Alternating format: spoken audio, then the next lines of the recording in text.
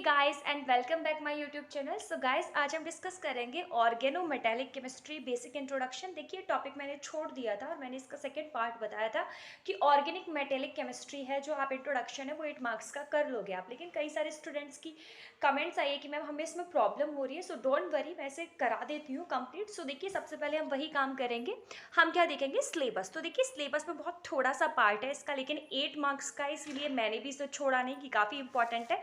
सो चलिए स्टार्ट करते हैं। सबसे पहले सिलेबस देख लें। तो सिलेबस में है, पहले आपको इंट्रोडक्शन बताना है, देन है classification of organometallic compounds, bond type में देखना है आपको, और बॉन्ड में भी कौन है, covalent, ionic and electron defect, और नेक्स्ट है आपका क्लस्टर।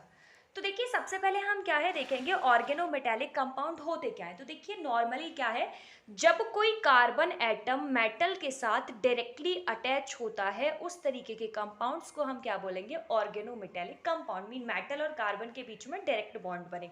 तो जिस भी केमिस्ट्री में हम इन्हें स्टडीड करते हैं उन्हें हम क्या बोलते हैं, ऑर्गेनोमेटालिक केमिस्ट्री। लेकिन हमारी शर्त ये है कि वो जो अटैच होने वाला जो एलिमेंट्स है आपका, वो कार्बन से क्या है, कम इलेक्ट्रोनेगेटिव होना चाहिए। जाहिर सी बात है, वो पॉजिटिव की तरह बिहेव करेगा और कार्बन क्या है फिर आपका नेगेटिव की तरह बिहेव करेगा। तो यहाँ पर शो कर रखा है कि कार्बन कितना है, 2.5 होती है उसकी इलेक्ट्रोनेगेटिविटी।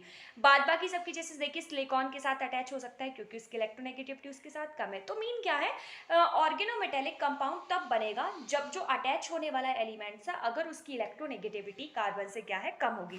तो चलिए देख लेते हैं यहाँ पर एग्जांपल। तो देखिए, मैंने कहा था कि मेटल और कार्बन के बीच में क्या है, डायरेक्टली बॉन्ड बने। तो यहाँ पर आप देख रहे हैं, बेरिलियम मेटल है, कार्बन के साथ डायरेक्टली अटैच है। यहाँ पर सिलिकॉन मेटल है, कार्बन के साथ डायरेक्टली अटैच है। तो यहाँ पर कई सारे एग्जांपल्स देख रखे हैं, आप सभी में देख सकते हैं मेटल कार्बन के साथ डायरेक्टली अटैच है। नेक्स्ट हम देखेंगे क्लासिफिकेशन। तो देखिए, क्लासिफिकेशन के कई बेस हैं। जो पहला बेसिस है क्लासिफिकेशन का, दैट इज हेप्टासिटी। सो हेप्टासिटी देख लेते हैं क्या होता है। The number of carbon atom of an organic ligand which are directly attach to metal in an organometallic compound is called hapticity of organic group. So देखिए, सिंपल वर्डों में अगर देखते हैं, कितने कार्बन मेटल से डायरेक्टली अटैच है, mean numbering of carbon, वो क्या कहलाती है, हेप्टासिटी कहलाती है। और जो हम हेप्टासिटी को रिप्रेजेंट करते हैं वो हम ईटा से रिप्रेजेंट करते हैं, जो समथिंग आपको जिसकी आपको कुछ ऐसे देखने में मिलेगा। आपको एन बना देना है, नीचे की तरफ क्या है, ज़्यादा कॉइल सा कर देना है, तो उसे हम क्या बोलेंगे, ईटा। तो देखिए, मोनो हेप्टो देख लेते हैं। मैंने कहा था नंबर ऑफ कार्बन एटम जितने भी मेटल से अटैच है। मोनो का मतलब सिंगल, तो यहाँ पर क्या है, सिंगल कार्बन एटम अटैच होगा। एग्जाम्पल है आर। तो देखिए, आर से क्या है, डायरेक्टली यहाँ पर मेटल अटैच होगा, तो एम और आर, तो इसके बीच में एक कार्बन से अटैच है। ए आर, तो यहाँ क्या है, ये कई सारे एग्जाम्पल है, यहाँ सिंपली सिंगल से अटैच होगा। डाई हेप्टो में क्या है, अटैच वो दो कार्बन के बीच में होगा। तो आपको जी सॉल्ट का स्ट्रक्चर दिख रहा होगा, तो ये जी सॉल्ट का स्ट्रक्चर है। प्लैटिनम क्या है, इन दोनों कार्बन के बीच में अटैच है, तो दो कार्बन के साथ अटैच है। ट्राई हेप्टो वही सिंपली समझ में आ रहा है कि तीन कार्बन के बीच में एक मेटल लगा हुआ होगा। तो देखिए, यहाँ पर एलाइल ग्रुप है, ये आपका एलाइल ग्रुप है। मेटल आपके बीचों बीच कहीं यहाँ आकर लगेगा, तो 1 2 3 वो तीनों कार्बन के बीचों बीच में, जैसा कि आप यहाँ पर भी देख सकते हैं, ये क्या है, ट्राई हेप्टो। नेक्स्ट है आपका टेट्रा हेप्टो, समझ में आ गया, ईटा 4 यानी 4 कार्बन के साथ अटैच होगा। तो इसके एग्जांपल क्या है, साइक्लोब्यूटाडाइन। देखिए, यहाँ पर अटैच है बीच में, तो ये जो लगा हुआ है आपके 1 2 3 4 चारों के बीच में है, दैट्स वाई क्या है आपका टेट्रा हेप्टो। देखिए, आपको एग्जांपल्स लर्न करनी है कि टेट्रा हेप्टो का एग्जांपल क्या है, बस आपको यही सब लर्न करना है। पेंटा हेप्टो में क्या है, 5 के बीच में होगा, तो इसका एग्जांपल कौन है, फेरोसीन। तो इसे हम लिखेंगे Fe ईटा 5 C5 H5 का होल ट्वाइस। हेक्सा में क्या है, 6 के साथ अटैच होगा। एग्जाम्पल है आपकी बेंजीन है, ठीक है। आप क्रोमियम देखेंगे, बिस बेंजीन क्रोमियम, तो यहाँ पर क्या है, क्रोमियम आपका ईटा 6 बेंजीन के साथ अटैच है, तो मतलब वो 6 के साथ क्रोमियम आपका अटैच है। ऐसे ही सेम टर्म 7 में होता है, 8 में भी होता है। 7 में 7 अटैच होंगे, 8 में क्या है, बस आपका एग्जाम्पल्स देखना क्या है, ज़्यादा इंपॉर्टेंट है। हेप्टा हेप्टो में क्या है, आपका ट्रोपाइलियम कैटायन है, ये इसका एग्जाम्पल है। और ऑक्टा हेप्टो का एग्जाम्पल क्या है, साइक्लो ऑक्टा टेट्राइन डाई एनाइन, ये किसके एग्जाम्पल है, आपका ऑक्टा का। उसके बाद है on the basis of composition. तो देखिए, कंपोजिशन के बेस पर दो तरीके के होते हैं, सिंपल ऑर्गेनोमेटालिक कंपाउंड, नेक्स्ट है मिक्स ऑर्गेनोमेटालिक कंपाउंड। सिंपल का मतलब क्या है, यहाँ पर क्या है, मेटल होगा और उसके साथ क्या है, कार्बन और हाइड्रोजन का मतलब एक कार्बन हाइड्रोकार्बन होगा, ठीक है, और कोई दूसरा मेटल नहीं होगा, तो वो क्या आएंगे सिंपल के अंदर। इसमें सिमेट्रिकल है। सिमेट्रिकल में क्या है, देखिए जैसे बीच में मेटल लगा हुआ है, सपोज कीजिए यहाँ पर मेटल है जैसे CD, तो इस तरफ R ग्रुप अटैच है और इस तरफ भी क्या है, R ग्रुप अटैच है। तो तो जो ये R ग्रुप है वो दोनों तरफ अगर सेम हो तो उसे हम क्या बोलते हैं, सिमेट्रिकल। जैसे आप देख रहे हैं CH3 का होल ट्वाइस, दोनों CH3 आपके सेम है, जबकि अनसिमेट्रिकल में क्या होगा, इस तरफ आपका CH3 है और इस तरफ CH2 CH3, यानी दोनों अटैच होने वाले ग्रुप आपके क्या है, अलग है।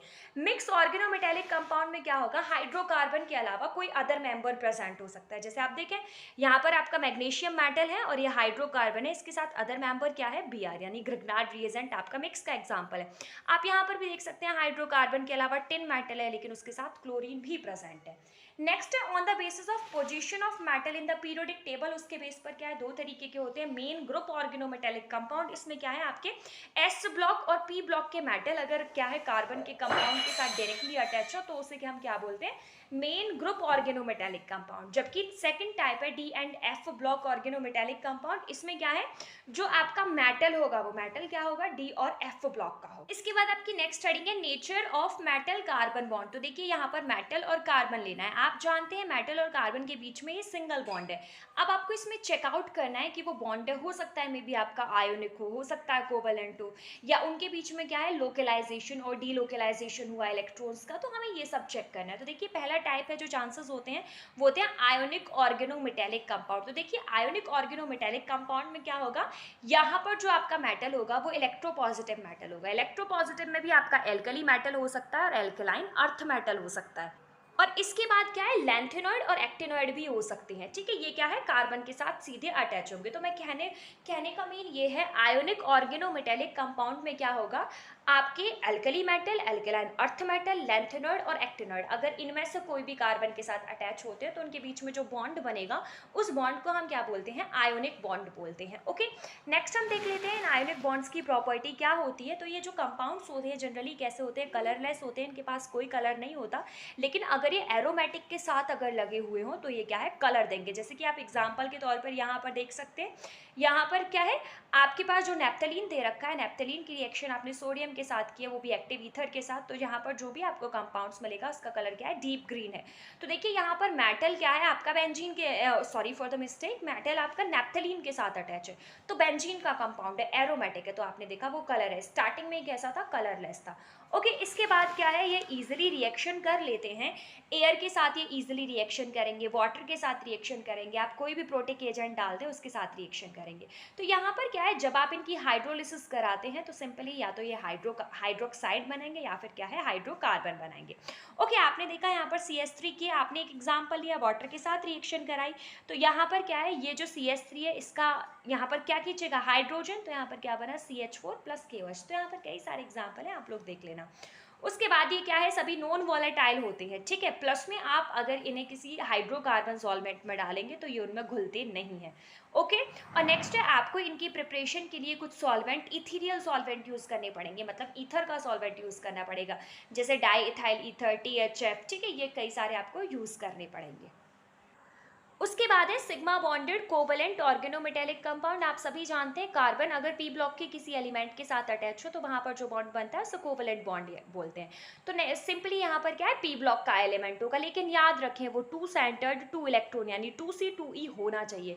तो इसके एग्जाम्पल आप देख रहे हैं, बोरॉन है कार्बन के साथ अटैच है, एल्यूमिनियम कार्बन के साथ अटैच है, सिलिकॉन कार्बन, मतलब पी ब्लॉक का क्या है यहाँ पर बॉन्ड फॉर्मेशन होगा। ओके, तो इसमें आपको ये टेबल लर्न करनी है। आप सभी जानते हैं अगर क्या है जो BeCH3 का होल ट्वाइस है 2 अटैच है तो इसकी शेप लीनियर होगी, हाइब्रिडाइजेशन sp होगा। अगर sp2 हाइब्रिडाइजेशन है तो शेप ट्रायंगुलर प्लेनर होगी, लाइक एस BeCH3 का होल ट्राइस। अगर sp3 है तो टेट्राहाइड्रल होगी, लाइक एस एग्जाम्पल यहाँ पर दे रखे हैं।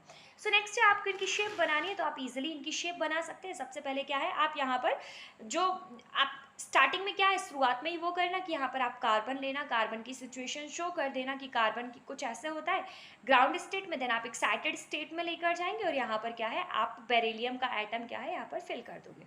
ओके, तो आप कुछ इस तरीके से करेंगे।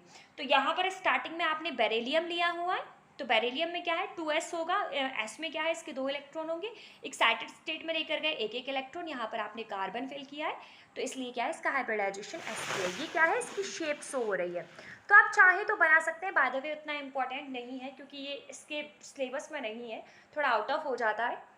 उसके बाद नेक्स्ट है आपका पाई बॉन्डेड कोवेलेंट ऑर्गेनोमेटेलिक कंपाउंड। तो देखिए यहाँ होगा क्या, यहाँ पर आपका कार्बन का जो बॉन्ड है, मीन पाई बॉन्डेड कोवेलेंट, उनके बीच में बॉन्ड कब होता है, जब ट्रांजिशन मेटल या फिर अनसैचुरेटेड ऑर्गेनिक कंपाउंड जैसे कि एथिलीन, एसिटिलीन, बेंजीन, ये सब क्या है, डायरेक्टली जब कार्बन के कंपाउंड के साथ अटैच होते हैं तो उस तरीके को बॉन्ड को हम क्या बोलते हैं, पाई bonded covalent bond. So thank you so much guys, अगर आपको वीडियो अच्छी लगी है तो वीडियो को लाइक करें और चैनल को सब्सक्राइब भी करें।